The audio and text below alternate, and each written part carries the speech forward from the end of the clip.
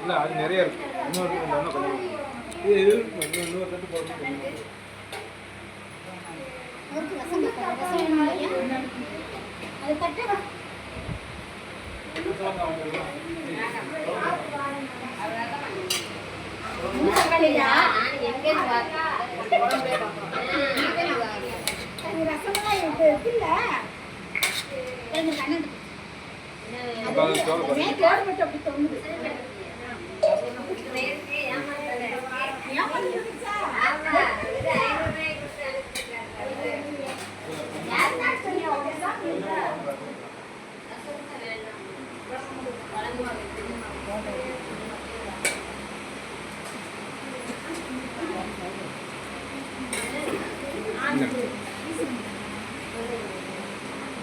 தம்பி ஜோசப் லியாண்டர் மெராக்லின் திருமண நாளை முன்னிட்டு மாற்றுத்திறனாளிகளுக்கு அசைவ உணவு பரிமாறப்பட்டு கொண்டிருக்கிறது.